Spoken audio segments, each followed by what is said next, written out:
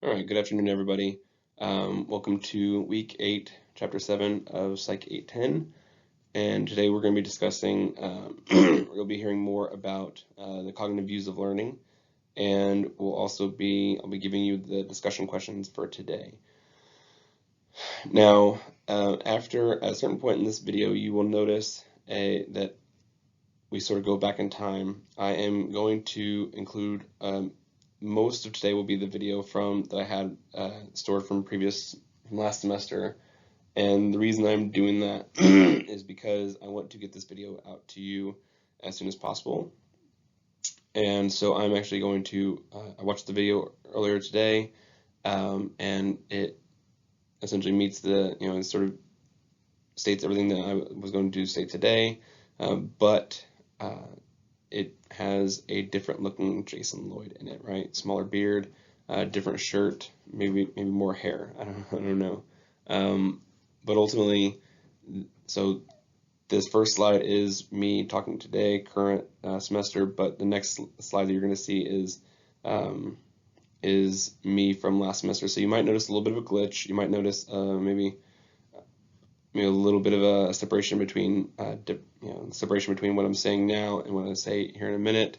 And then also importantly, I am changing the debate topic that I want for this week. So you might hear a debate topic in a few slides that discusses something else. But what I want to debate today is marijuana in the schools. And so the impact of marijuana on our cognitive functioning.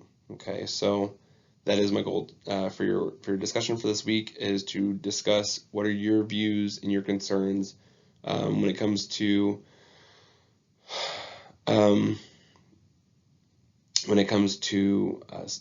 students specifically. I guess as young as 3. I don't imagine the 3-year-olds are really smoking pot, but so sort of conventional thought, 10 to 18-year-olds in our schools and smoking marijuana, and and then we are expecting them to learn information, right? And so there's been some research on how marijuana impacts our memory banks, and so that is what I want to discuss today. Okay, so I hope that is a topic that is enjoyable, because we do have a lot of states are working on legalizing marijuana to some extent. And so that is, can be great for the tax coffers, but ultimately can also be concerning for a lot of other reasons. All right, so the next slide, as I said, the next slide will be over the cognitive learning theory. And I will tell you right now, I'm looking at the amount of time that is taking for this video. So the entire video at this point is long. It is 1 hour and 15 minutes. I'm going to give you permission. I am working harder this semester to making sure that my videos are about 45 to 50 minutes. So please take some liberal rights to go to each slide, get what you need to get from each slide, and try to cut out some of my blathering on. So otherwise, I hope everybody's having a great week. Please email me if you have any concerns. I hope that you are in the same boat as me, that you prefer to get this video as soon as possible, as opposed to me recording it tonight or me recording it tomorrow. So I hope you enjoy. I hope you get a lot from this video, and I hope you enjoy the discussion topic. I'm very, very interested to see what the responses are from our individuals. All right. So thanks everybody, and I hope everybody is having a great week, and hopefully nobody's getting sick. Everybody's getting sick. I was sick all last week. I'm sure a lot of you are sick. I know that a few of you have emailed me that you're struggling with some sickness. I hope everybody starts to feel better. So yeah, I hope everybody's doing well, and hopefully nobody is experiencing the flu or coronavirus or anything like that. All right. So email me if you have any questions or concerns. Otherwise, I will, I guess, virtually see you next week. All right. Thanks, everybody. All right. So this week we are discussing the contributions of cognitive learning theory within the classroom. And really the major benefit, excuse me, of, make sure I'm my water around here, of cognitive learning theory is sort of the role that it goes that is above and beyond behaviorism and social cognition theory, social cognitive theory. So as you know by now, behaviorism is the understanding that we observe the increases or decreases in our behaviors, and that tells us a lot about how we're learning. And then social cognitive theory, it looks at how we learn behaviors that are modeled to us. So if I am modeling a certain behavior to you, and then you're exhibiting that behavior, then that is what social cognitive theory is focused on. But the importance of CLT is understanding how we learn novel things. So, behaviorism is a way that we learn behaviors that are modeled to us, or not modeled to us, but are reinforced. Social cognitive theory is how we learn behaviors that are modeled to us. So ultimately, those are both theories that work on the assumption that somebody else is teaching us something. But ultimately, cognitive learning theory looks at how do we spark new ideas? How did Bill Gates come up with Microsoft? Obviously, it's a huge leap whenever we're comparing, sort of what we see in the classroom to the real world. But ultimately, just sort of how do new novel ideas come about, and and also it looks at how do we store new information, how do we process information and turn that into memories. So there are really important contributions. I am not always the biggest apologist when it comes to the role and sort of the importance of studying cognition, but this was a pretty interesting topic for me because it does make a little more solidified in my mind of what the benefit is, and I actually do have a lot of interest in working memory. So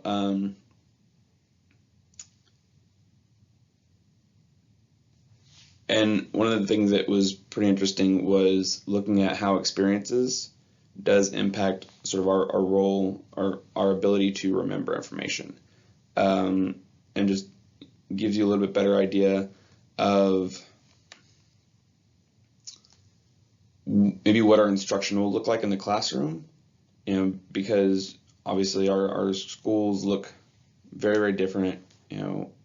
We have students in this class that are teaching in rural Kansas. We have students that are teaching at Christian schools. We have students in this classroom that are teaching at inner city, more urban schools in Kansas City. So this can give some idea as to why it's important to make sure that the instruction that we are giving in those particular settings looks different than the instruction should look, or would likely look very different between those three settings. So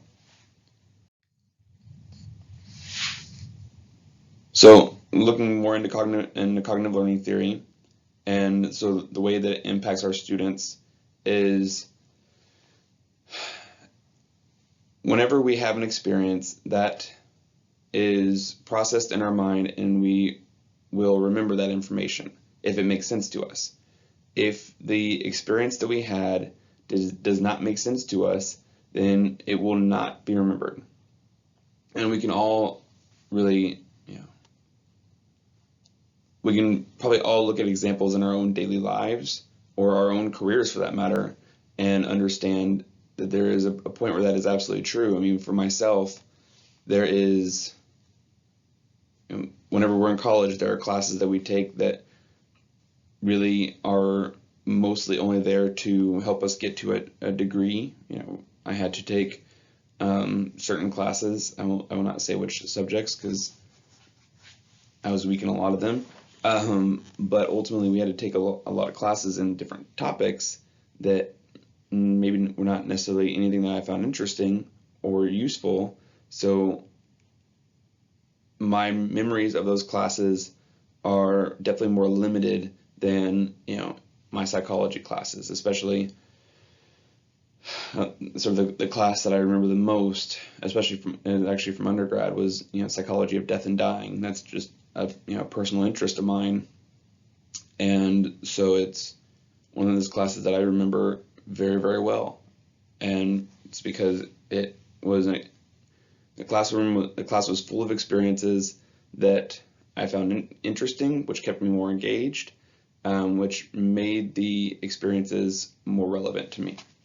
But ultimately, if I was in a class that the experiences were not relevant to me or were not interesting to me or did not make sense to me, then I was more likely to just try to do what I can to pass the class. And actually, there was a psychology class that did that exactly for me.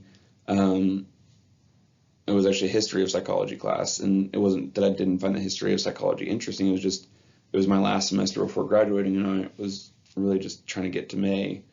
And so at that point, even though the information was interesting, the timing was completely off for me taking this class, and so I was completely checked out.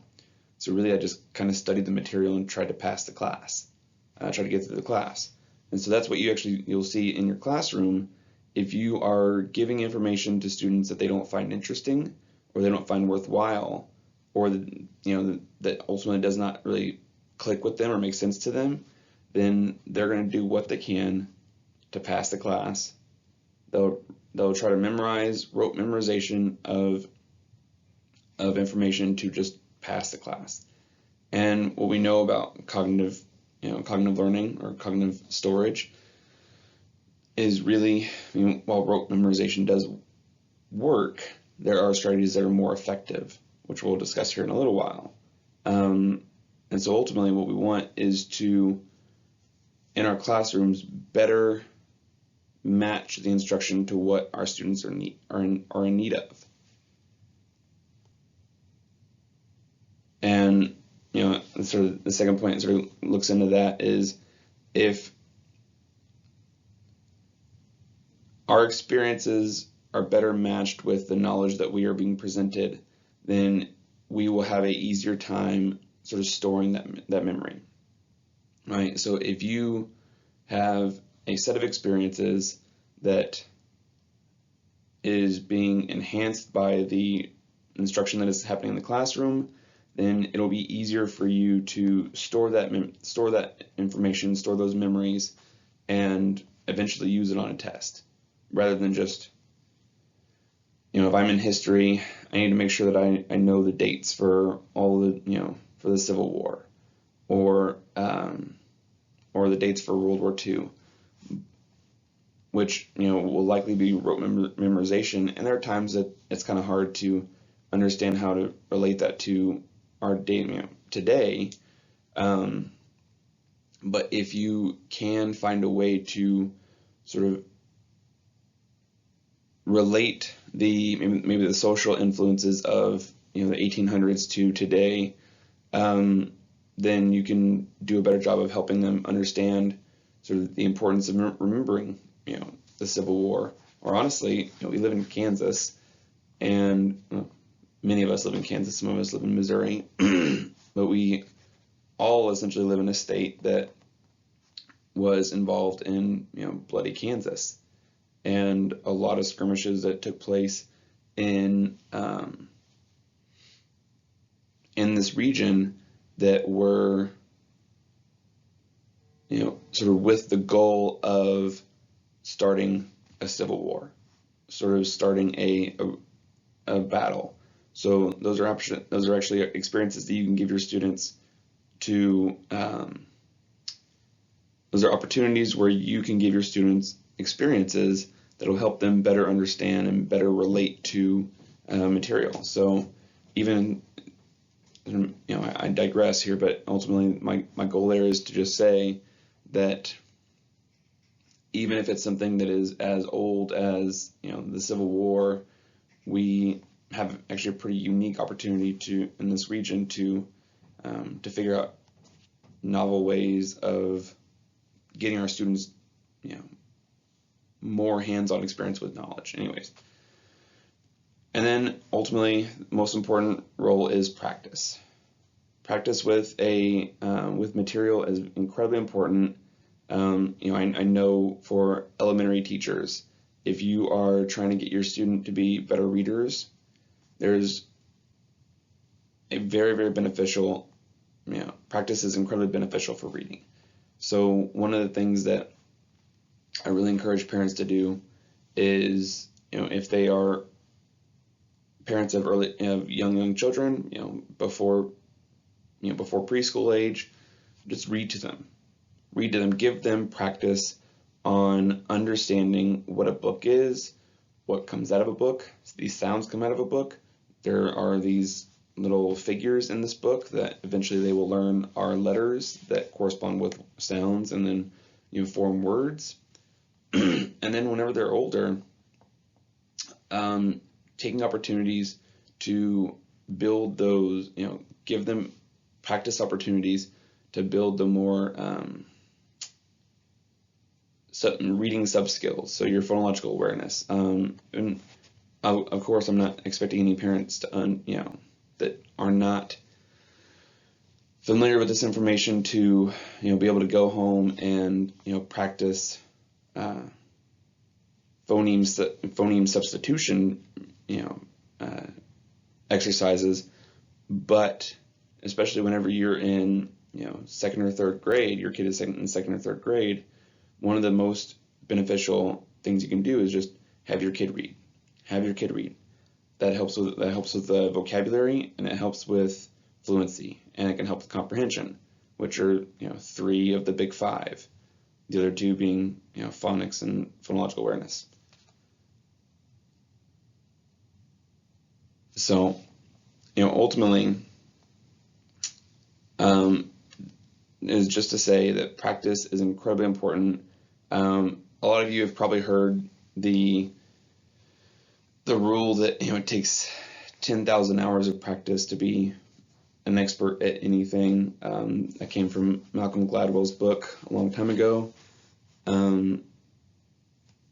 There is some debate on what that number really is, whether it is actually 10,000 or is it less if we are sort of more inclined or more interested in the topic. But ultimately it is to say that practice makes as close to perfect as possible.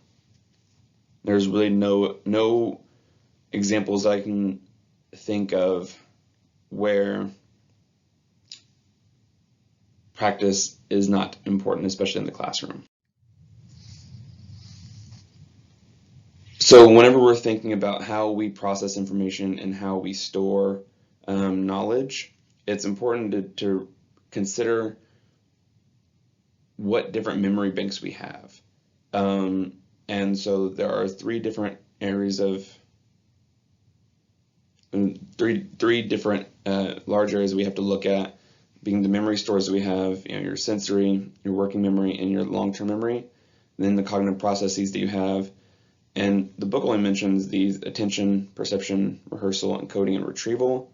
But if you're working in the schools, and especially if you go and talk to a school psychologist, they're going to probably give you a lot more, because whenever we're looking at like specific learning disability, we have to look at other kinds of cognitive processes beyond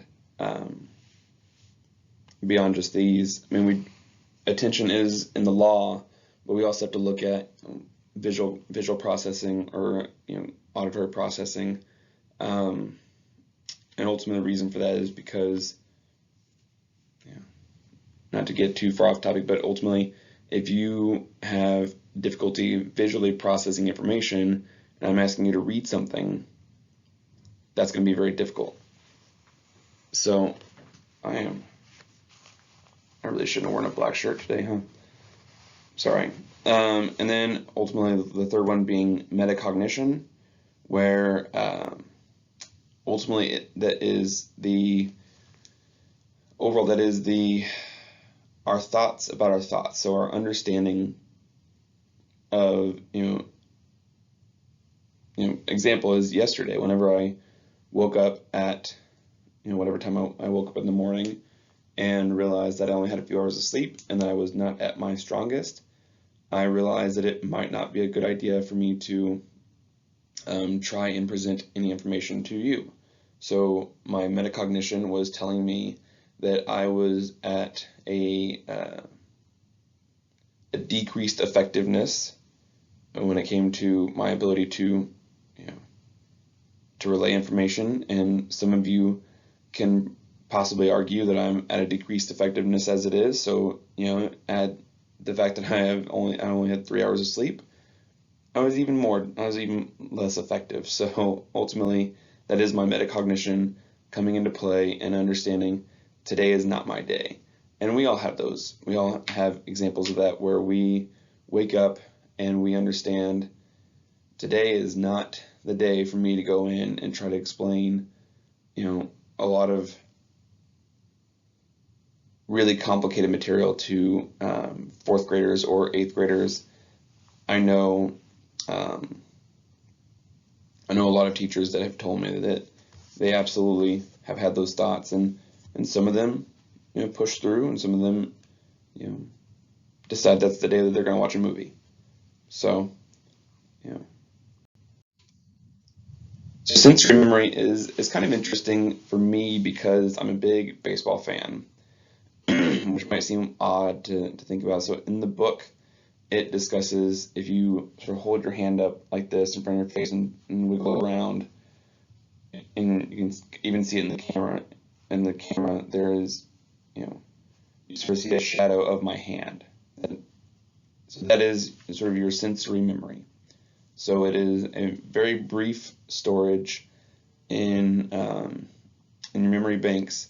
And the reason I always think of baseball is if you ever watched baseball from like the 70s, and I might have my years off because I was not born in the 70s, but ultimately I watched a lot of games from many years ago, and I think it was this 70s or maybe early 80s where they had you would see a player on let's say the Dodgers, because they wear blue, and they would hit the ball and they would run to first base, and you would sort of see this color trail on the TV behind them. Excuse me. So you'd sort of see this color trail behind them, and it was always interesting to me whenever I was growing up and watching these baseball games. That was sort of the differences in technology. But as soon as I read about sensory memory, that was really the first thing I thought about was those baseball games that I used to watch a lot of, where you can sort of see the color, and the player was here and now he's running this way, but you can still see kind of the color coming off his helmet. It's interesting to me. And then next is working memory, and this is one that is very, very useful and very important in the classroom. There is a difficult part. So actually my advisor, whenever I was in grad school, his entire career was focused on how do we improve working memory? What interventions can we use to improve working memory? And there are some, but not a ton, which is very difficult. And so the difficult part is that the interventions that are actually trying to improve working memory, your ability to have better working memory, aren't that effective. But there are some strategies that we can use to sort of improve our storage capacity.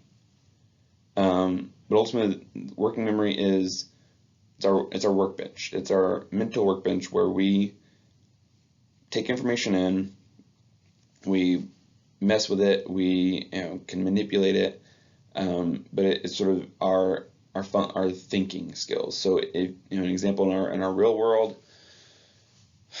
go to the grocery store later if you're your Walmarts, your Dillons, or whatever you have. Go to the grocery store later and start to pick out items. And try to remember the prices on if you're on a budget, like we are at my house, then you absolutely go to the grocery store and you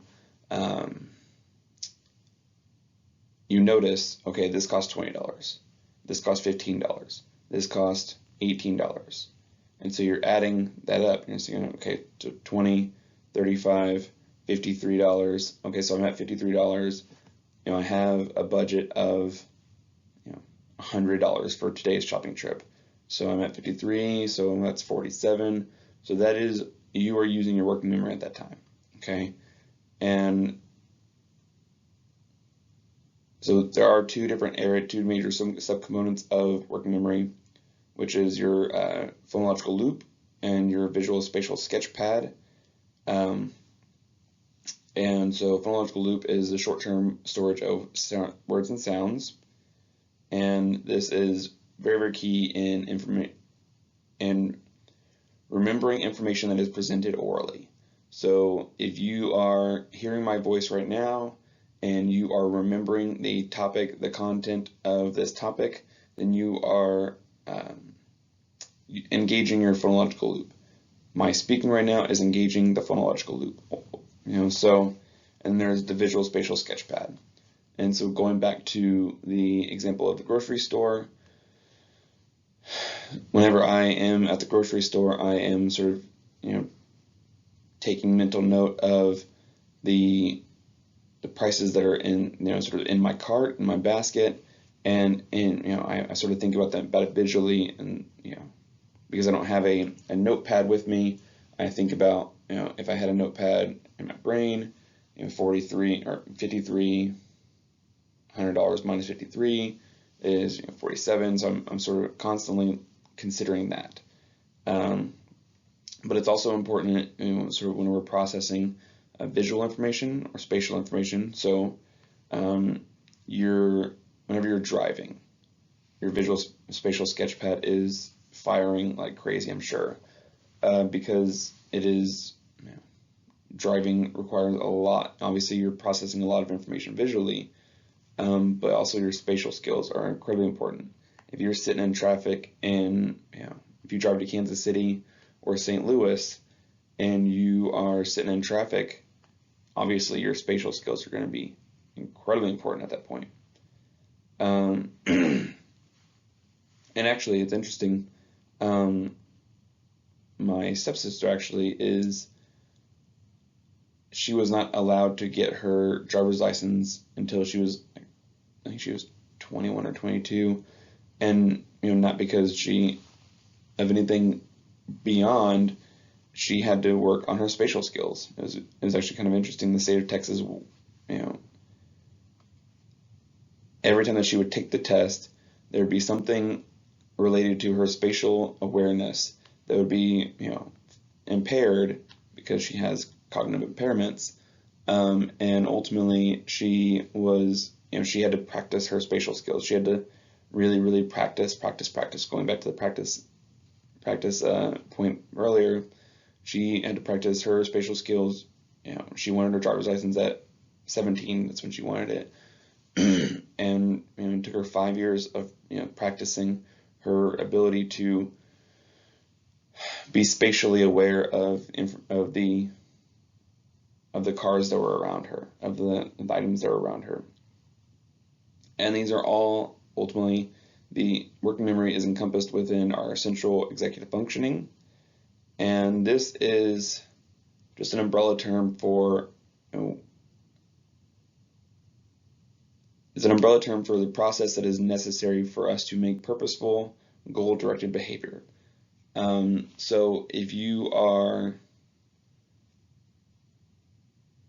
executive functioning is a big term that is also responsible for organization, problem solving, a lot of these skills that are very, very important in the classroom. And if you have any interest in executive functioning disorders, I will recommend this book to you, or if you want to ever want to get it from your library. This is a very interesting read. Maybe get it a little bit closer for those of you that are interested. And the reason I like this is it's interesting. So whenever I was in grad school, they hate it. So I was in a purely academic school psychology program. And for those of you that are not aware of school psychology, there are programs out there that are very much opposed to really any cognitive learning at all. And my program was one of those. They really taught that we need to be more focused on, on the academic skills as opposed to your cognitive skills. But ultimately, after working in the high schools, it was impossible to deny that executive functioning is important and exists. And so I picked this up. And the reason I like this book a lot is because it has some pretty, try and find an example. It has a lot of hands-on material of how we help individuals with emotional self-control. And there's some checklists in here. Of course, I'm not able to find it whenever I need it the most. But it's a little more hands-on. So if you're ever interested in the Pittsburgh, Kansas area, you can absolutely stop by and try and find it. And obviously, I'm not going to find the checklist that I used to use, but ultimately, that is a book that is, if you have any interest in improving the executive functioning of your students, that is a book that I would highly recommend. If you work in a high school, that is a book you need, because that is really whenever, obviously, students can have executive functioning issues in elementary school or in middle school, but whenever I worked in the high school, that was just whenever the students, it was sort of the most pronounced. And again, not that I didn't see it in the elementary schools, but that was whenever I saw the most students failing because of it. Organization, students just not turning in homework. We live in an age when a lot of schools are getting rid of homework, especially elementary schools and middle schools. But high schools, students just, they weren't prepared for a lot of things. So again, if you couldn't read it, it is the Everything Parent's Guide to Children with Executive Functioning Disorder. Maybe I'm not the biggest fan of the term executive functioning disorder, because we do like to make disorders out of everything these days. But ultimately, I think that the material in this book is very, very handy. All right, I digress again. So yeah, if you have an effective ability to, or effective working memory, then you are able to hold and manipulate information. Like I said earlier, if you are working with an effective working memory capacity, then you can go to the grocery store and you can remember, okay, these 5 items cost total $40, and I know I have this much money, so I'm manipulating these different topics, these different bits of information, and I know that I have X amount left over for the rest of my shopping trip. An inhibitory control is our ability to attend to relevant information. So if you have a student that has difficulty with attention, or students with ADHD, or just maybe it hasn't risen to the level of ADHD, but they are very inattentive students, then it'd be very, very beneficial for us to look at how do we improve an individual's inhibitory control. And one intervention that is very common and very useful in the schools is self-regulation. If you are, especially in the high schools, but can also be used in earlier grades, self-regulation is very, very beneficial because of the fact that it does give students practice being more aware of what they are doing. and being more aware of sort of their own behaviors and their own thoughts around their behaviors and their own levels of attention. So self-regulation is ultimately sort of boiled down. It's always an intervention where a student has some type of a record keeping in, device, whether it is a piece of paper or I've seen it on smartphones, which I think is a terrible idea. And then they have some kind of prompt. So every 3 minutes, are you on task? Yes? Fantastic. Take a mark. Or, every 2 minutes, are you currently, thinking about X, whatever the topic might be? Yes? Take a mark. And then you as the teacher or school psychologist, whatever profession is relevant there, you go and you determine, do you want to see that behavior increase or decrease? If it's attention, if you want to see more focused in the classroom, obviously you want to see that behavior increase. But if it is off task related, obviously you want to see that decrease. And then you reinforce from there. So you give them the ability to self-regulate their own behaviors, and you just reinforce the crap out of it. And then cognitive flexibility is our ability to mentally shift when a task demands it. So the book gives the example of somebody was given a date for a party or something like that, and then they got a phone call and they forgot to write down the information. So essentially, if you have sufficient cognitive flexibility, then you can, my thoughts here are, so you're at work, and if I'm currently working right now, presenting this video, if I have a student knock on the door, and I obviously I hit pause or whatever necessary, and then I talk with the student for a little while or whatever it might be, and then I come back to this. If I am able to retain my train of thought, retain where I am, then that is having sufficient cognitive flexibility.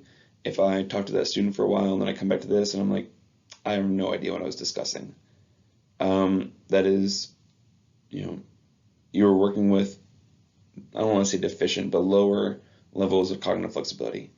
And it's also important to remember that these are not impaired just in individuals with cognitive impairments. So these are not just our students with a learning disability or ADHD or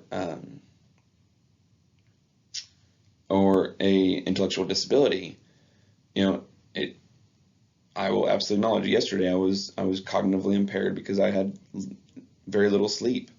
So that is one reason I've never been a big fan of the concept of an all-nighter. I've never pulled an all-nighter in college because I've always believed that I do better work if I just take a few hours of sleep.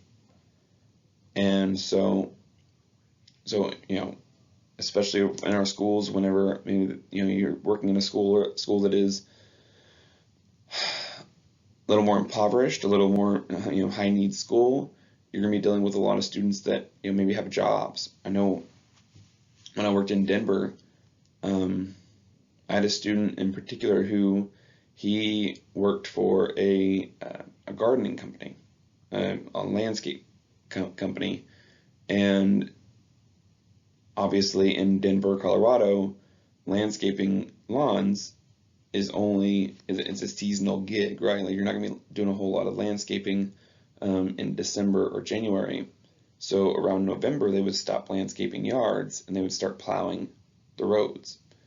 And I had this one student in particular that he continued to work for this landscaping company, even whenever they started to plow the roads, which meant that he had to wake up at 3 in the morning and start driving a truck up and down the roads. And that is obviously taking that is taking time where he is having to process information cognitively, and he's also not getting the sleep that he needs. So sleep is a huge one when it comes to our ability to have effective working memory. Food is another one.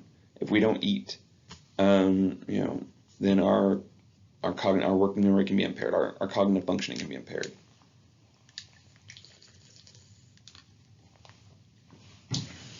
Excuse me.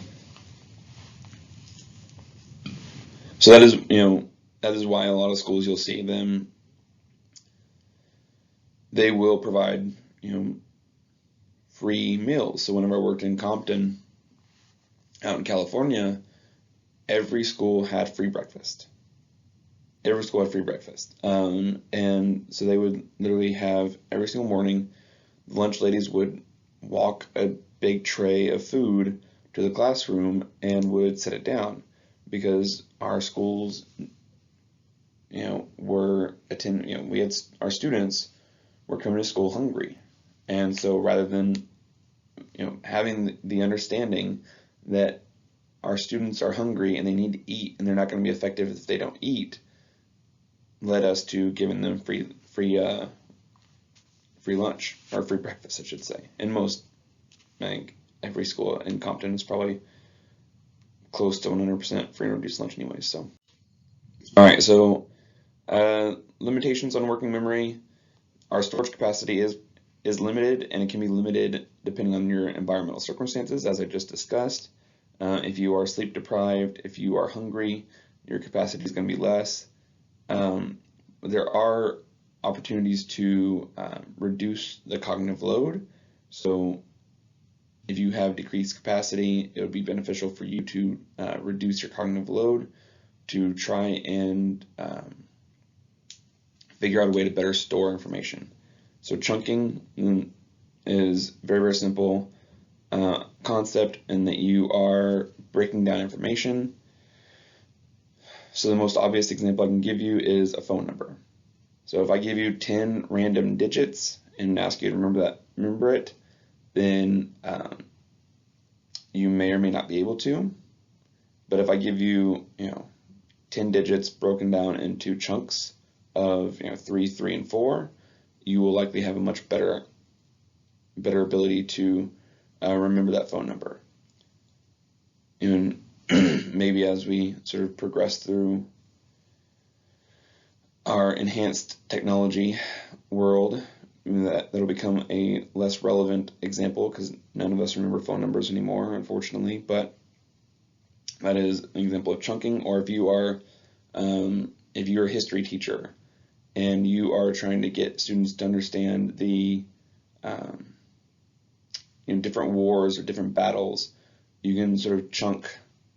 You can try to chunk and sort of dates with battles, or maybe using a visual representation. Also, you can give them a map and chunk, Pennsylvania with Gettysburg, and Gettysburg with I don't know when the Battle of Gettysburg was, but with the date of the Battle of Gettysburg.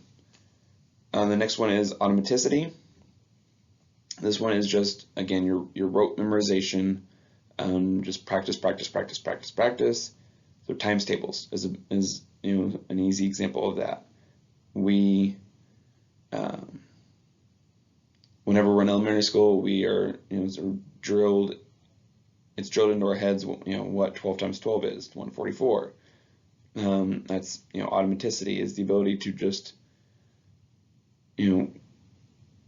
have knowledge that just pops up automatically, right? So you have practiced it enough times to where it is automatic.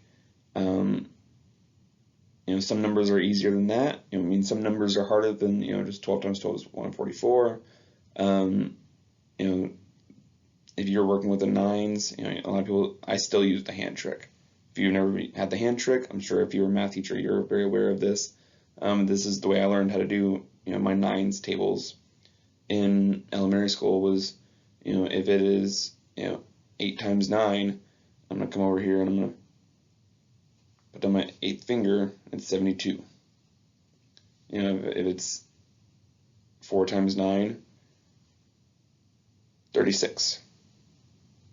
That's sort of the way that I was taught, So those are other ways of finding areas or ways to kind of get around maybe your decreased cognitive capacity. So long-term memory is when we have successfully moved information beyond sensory memory. From sensory memory, it goes into working memory, and then from working memory, hopefully, depending on the topic, it goes into long-term memory. So the first, big area of long-term memory is our declarative knowledge, and this is memory related to things in our society.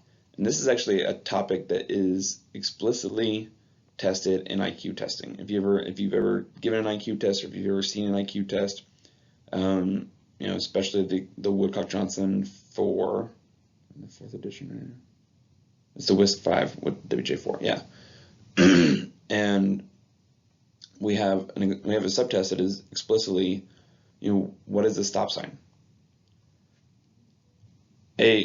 My 8-month-old daughter has no idea what a stop sign is, but my 3-year-old son does, because it is information that is in our society that is taught.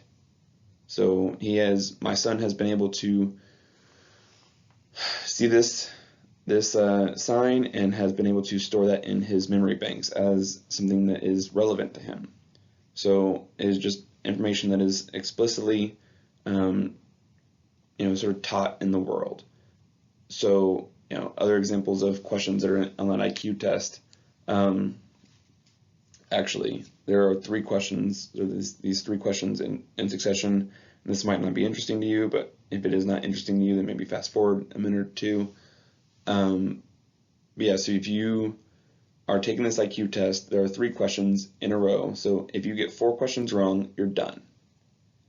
And there are 3 questions in a row that are very, very difficult for individuals, especially if you are not in band. And I've had a lot of students on this subtest that have gotten these 3 questions wrong. And on this subtest, it looks like they have, some decreased capacity because they don't know what the developers of this test think they should know. And those are, where do you find an oboe?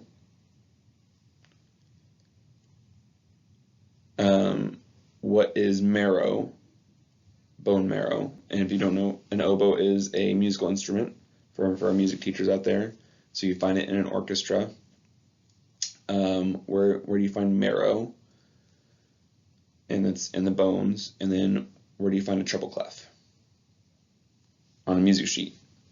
So if you are not in band, or if you don't have any interest in music, you're not going to know what an oboe is, and you're not going to know what a treble clef is. And if you, maybe suffered in biology a little bit and you don't know what bone marrow is, those are 3 questions. And then, the question before it is, I don't remember it off the top of my head, but it's not exactly a toss-up. And the one right after it is like, let's see, what is a flotsam? And I know now because I give the testing, it's a part of a boat. Or where do you find a flotsam, or whatever it might be. So it's maybe a limitation of our IQ testing anyway. So it is beneficial for us to know how to categorize this information into different schemas, different categories. So if we are, if we're driving down the road, a stop sign is a stop sign. We know that is a stop sign because we have categorized that as signs that I see when I'm driving down the road. For our students, whenever we're working with our times tables, I see, and whenever I would see a 9, I would immediately pull up my hands and do my 9s times tables, because I've categorized that within a schema of this is a 9, this is a 9 times, or a 9 multiplication question. And it's important to remember that even though chunking is, our ability, the number of chunks that we can have can be, fairly limited, the complexity of these chunks can be much more substantial. And this is where meaningfulness comes into play. And this is where, sort of, if you find something interesting.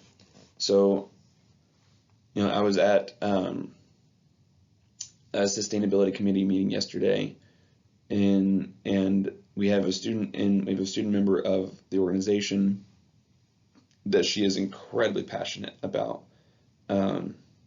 sustainability on our campus, and she knows more than I will probably ever know about a lot of this stuff.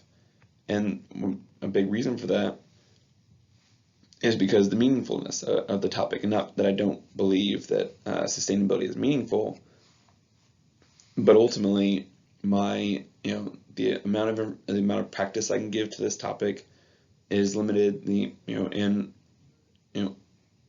Ultimately, whenever sort of my brain has to prioritize and give more meaningfulness to topic A versus topic B, if topic A is psychology, school psychology, suicide, which is my personal research interest, versus sustainability and that kind of information, one of those is going to be prioritized. And it's, for this student in particular, the meaningfulness of sustainability is up here and everything else is down here. And oddly enough, for those of you that are interested, and maybe you have students that are interested, she came from Johnston County, and we have apparently I genuinely did not know this, but we have apparently a pretty awesome sustainability major here. So students can come here and study how to combat climate change. So if you have a student that is interested in that kind of stuff, maybe just being a climate scientist, Pittsburgh State might actually be a pretty good place to come. I was not aware of that until yesterday. So yeah, ultimately, if we find information meaningful, then our ability to make the chunks more complex will be increased.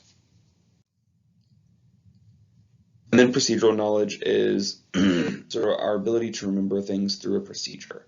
So, whenever I was in high school English, we started to use this writing procedure where you had to have, it was a 5-sentence procedure, and it was opening sentence or opening statement, 3 sentences of support for the opening statement, and then ending statement. And that was the procedure they wanted us to do for writing. And the reason for that is because, with high stakes testing, we still had to, I don't know where Kansas and Missouri stand as far as sort of end of high school exams, but this was still, back in the day whenever we had to pass an exam in order to graduate from high school. And so I had to, they would give us sort of this plug and chug method of writing an essay. And so it's sort of whenever you give procedures and you just want them to, it's helpful to remember just the procedure, then that is where you're looking at your procedural knowledge. So if you are in math, there are so many examples in math, especially in algebra. I still remember a squared plus b squared equals c squared, and that is a procedure. There's one formula that I really wanted to remember for this example, but I obviously that is not in my long-term memory. So ultimately there are a lot of formulas in math, and there's a lot of sort of procedures in English where we can use them to improve our writing a little bit. So what does this mean for you as teachers? For those of you that are teaching in elementary schools, or those of you that are teaching in schools that are maybe more high needs, it's important for you to remember that your students are going to have a lower level, lower storage capacity. Not to say that you can't help improve that storage capacity or help them sort of circumvent their limited storage capacity. But it is important to remember that we are oftentimes working with students that it is not going to be beneficial for them to just have 100 different points of information thrown at them in a 50-minute segment. And so that would be very beneficial for you, and it's also beneficial to, again, as I mentioned earlier, as I alluded to earlier, trying to relate the information that you're presenting to something in their real world. So making the information more meaningful can help them better remember what they're learning. Okay. So cognitive processes. The book discusses a few of them. One of the ones that we'll discuss a little more in depth is encoding, but attention. There's an interesting point in the book about how multitasking is gaining a lot of interest these days, because we all like to think ourselves as multitaskers, especially with the advent of our cell phones. With these smartphones that do everything, and we like to believe that we are better able to multitask these days, but ultimately there's a lot of research that says we can't. And if you look at sort of real world examples, if you are walking and texting, a lot of examples of people tripping, a lot of examples of people walking into crosswalks when they should not be walking into crosswalks. So obviously that those are examples of where our attention is focused elsewhere, and we should be focused on one particular thing. Perception. I'm sorry, I'm gonna have to check my phone for just a second. Just want to make sure. Okay, good. My wife is actually still in California. She stayed there for a couple more days to visit with her family. I came home on Sunday, and she's flying home today, so I apologize for that. I just wanted to make sure that there's nothing going on. She's actually boarding a plane in about 3 hours, so I wanted to make sure that everything's good. All right, perception, and it's always important to remember that perception is reality. And there is a quote that I always give that really upsets a lot of people, because I think it's stupid, but ultimately it is one that has benefited me a lot in my career, and it is from Seinfeld, and it's from George Costanza, which is an even better resource to go from. And the quote is, "It's not a lie if I believe it." And so that there are maybe more academically appropriate examples out there in the research, but ultimately I think he said it pretty well. If I believe it, it is not a lie, because if I believe it, that is my reality. And so understanding that our students are coming with a different perception, and if we want to try and change that perception, there's more work that has to be done, especially in certain topics where they have more strongly held beliefs, and it's important to consider what those strongly held beliefs are, or strongly held knowledge, or maybe strongly ingrained knowledge, I should say.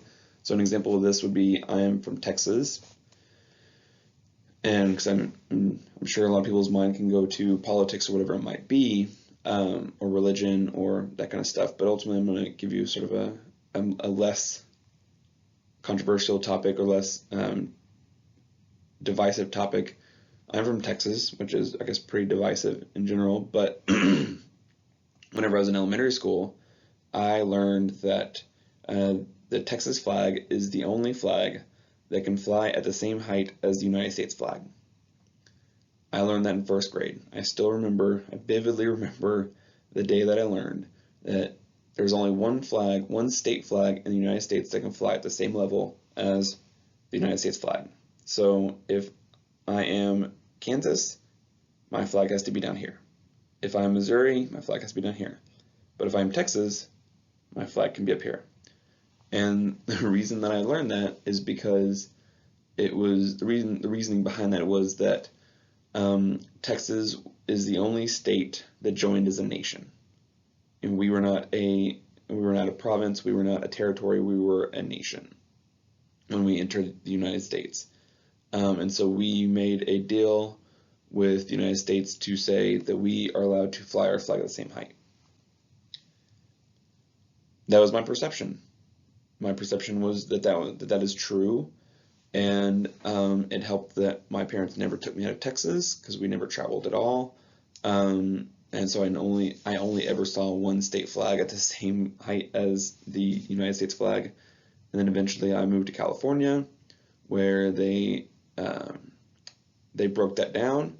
And the reason I give that example is because whenever I first learned that is not true, I absolutely resisted that claim completely. I fully believed that was true, and it to a certain level it kind of bothered me that people would say that is not true.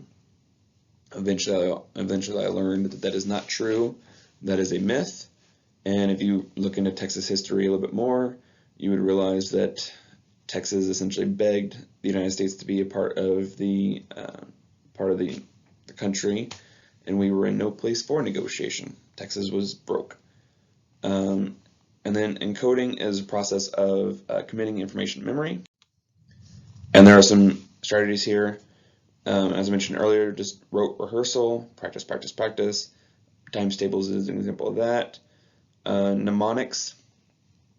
So there's actually a pretty interesting little documentary on Netflix. It's the show Explained, and it discusses memory and sort of how people can have improved memories. And one of the examples they give in there is these people that they interview a woman who she is able to memorize like 3 decks of cards, the order of these cards, Jack of clubs, 10 of spades, 8 of hearts, and she has to practice this a couple times, and she has to be able to remember these cards.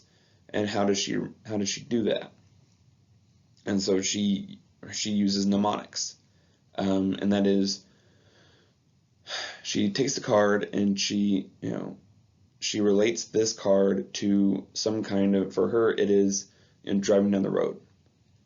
So she has remembered that the Jack is Jack, and Jack lives at this house on this street. And then when I'm driving down the road, I see Jack, and he's holding a golf club. And then I turn right, and I see Queen Elizabeth, and she is clutching her heart. That kind of stuff. It's sort of creating these symbols in our own sort of real world, in our mind, that are related to some kind of real world example. And it is more beneficial for her. It is more effective for her. Elaboration. This is kind of interesting. So sort of just relating things back to sort of giving analogies. So the example they use in the book is veins and arteries are like pipes. So understanding that, so if you're giving a lesson about sort of the circulatory system, and students are having difficulty understanding that we have all these little veins and everything in our skin, maybe that's a little too ambiguous or too abstract, then you can sort of think about, okay, well, a house has pipes. Whenever you flush the toilet, the waste goes through the pipes and leaves. And then we can think about it the same way that whenever blood comes into our heart, it is flushed out of our heart and into our veins. And then organization is our ability to categorize information into schemas or clusters. So metacognition is, again, just our ability to think about our thought processes. So thinking about our thinking. So as the example I gave earlier was, yesterday I was incredibly sleep deprived, so my metacognition was telling me that my thought processes were not at their strongest. So I, opted to change my plans for yesterday. But it is obviously something that needs to be considered whenever we're working with the students in the schools. So a student's metacognition is, an individual with ADHD. It'd be beneficial for them to practice their metacognition related to their attention or meta-attention. And it's very, very beneficial for students to practice metacognition whenever we're looking at like self-regulation and that kind of stuff. So it can be very, very beneficial for our students. And using this in the classroom, it'd be beneficial for you to conduct reviews conduct classroom reviews or instructional reviews that are sort of targeting different schemas or are trying to activate schemas or categories in students' brains. Obviously, maintaining attention is incredibly important. So, you can put in self-monitoring interventions, metacognition interventions, but also just making the information more meaningful. Provide background knowledge and high quality examples of content can help keep attention high. If you are giving an example of, if you're trying to teach the Civil War and it seems a little boring to students, maybe take them on a field trip to the massacre site, which is just off of Highway 69, where his last name was Hamilton. He took that group of people and shot most of them dead in eastern Kansas. And that can maybe solidify. Obviously, it's a very dark example, but there are a lot of examples. We're going to take them to Lawrence, and Lawrence was absolutely demolished by Missourians whenever bloody Kansas was going on. So there are examples that you can give background knowledge that can make it more useful for the student, more interesting for the student, and then provide opportunities for an interaction. So making sure you're asking questions, not just doing what I'm doing now and just talking, but also engaging the students, asking questions, or group work. And of course, group work can be very difficult because if you're in fourth grade, if you're in a group, if you are in K-12 at all, then you know that every grade level loves group work because they love to talk. And they don't always love to talk about the classwork that is taking place out that day. Maybe practicing different encoding strategies. So I know that for me, mnemonics works great. And so I'm going to help my students learn mnemonics. But I'm also going to I'm going to help them remember or practice their organizational skills when it comes to cognitive clustering. Those are examples of ways you can give examples of or practice related to sort of putting information into long-term cognitive memory. And then modeling good metacognition.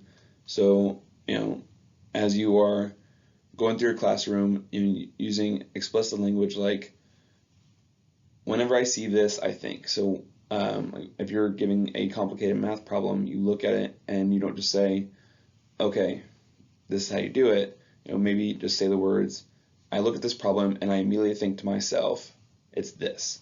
I immediately think to myself, it's Pythagorean's theorem. So I know because it's Pythagorean's theorem, I'm going to do this. So just sort of giving those examples out there. So there is something that is very interesting to me. I hope you find it interesting as well because it is our discussion for the week.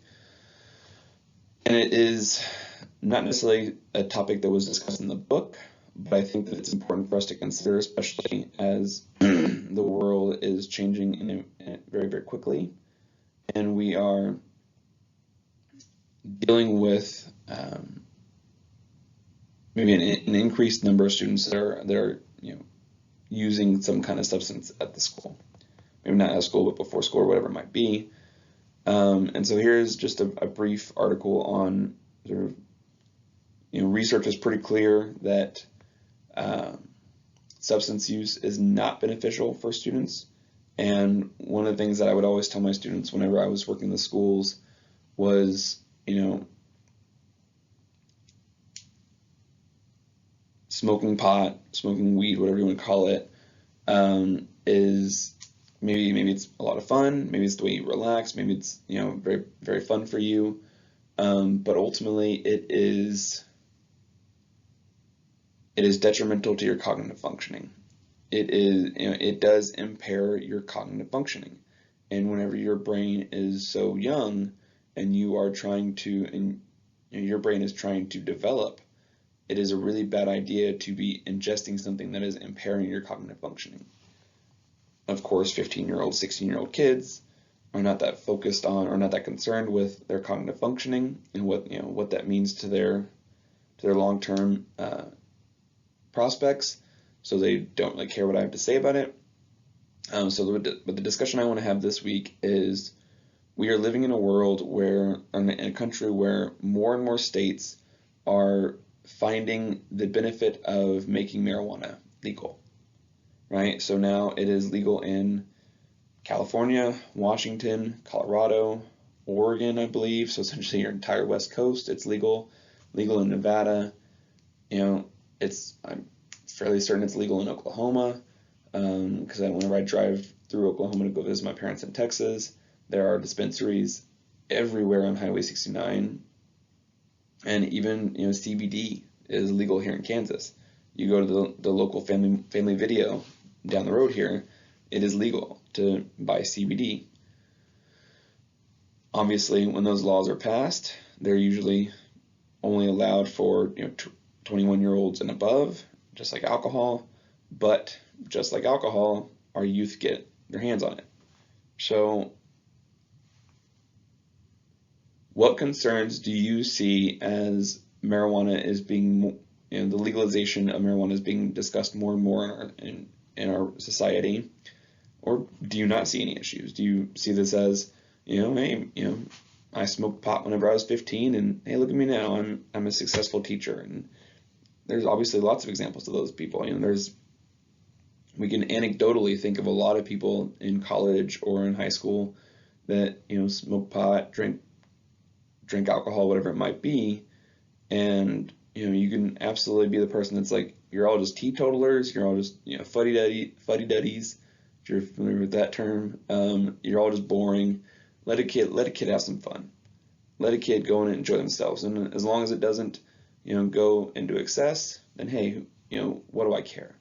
Or do you see sort of any use is bad use? What are your thoughts as we sort of move into a world where so the acceptance of marijuana is more widely accepted and is more widely accessible?